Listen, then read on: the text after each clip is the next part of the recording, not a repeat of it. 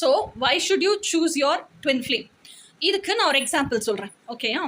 இப்போது மற்ற ரிலேஷன்ஷிப்ஸ்க்கும் ட்வின் ஃப்ளேமுக்கும் என்ன டிஃப்ரென்ஸ் அப்படின்னு சொன்னால், நான் யாருன்னு எனக்கு முழுசாக தெரியும், ஓகேயா? நான் யாருன்னு எனக்கு முழுசாக தெரிஞ்சாதான் I will know who is my twin flame.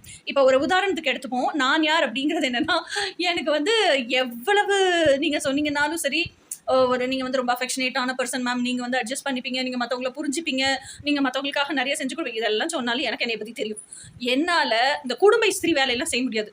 காலையில் என்ன சொல்கிறது, 9 மணிக்கு முன்னாடி 8:30க்கு முன்னாடி முழிக்கவே முடியாது. ஸோ ஆப்வியஸாக 9 மணிக்கெலாம் எந்திரிக்க மாட்டேன். ஸோ அப்போது நான் எந்திரிச்சு காஃபி குடிச்சு ரிலாக்ஸ் ஆகி கொஞ்சம் அந்த மைண்ட் செட் ஓகே வேலை பார்க்கலாம் அப்படின்னு யோசிக்க ஆரம்பிக்கிறதுக்கே எனக்கு 10 ஆகிடும், ஓகேயா? இது என்னுடைய இயல்புன்னு வச்சுக்கோங்க. என்னை பற்றி எனக்கு தெரிஞ்சிருக்கு. எனக்கு போய் 9 மணிக்கெலாம் ஆஃபீஸுக்கு போகிற ஒருத்தனை கல்யாணம் பண்ணி வச்சா உருப்பிடுமா? அப்போது நான் யாருன்னு தெரிஞ்சாதான் என்னோட ட்வின் ஃப்ளேம் யாருன்னு தெரியும். என் ட்வின் ஃப்ளேம் அப்படின்னு யோசிச்சோம்னா, அவன் ஆல்ரெடி அந்த வாழ்க்கையை தான் வாழ்ந்துட்டு இருப்பான்.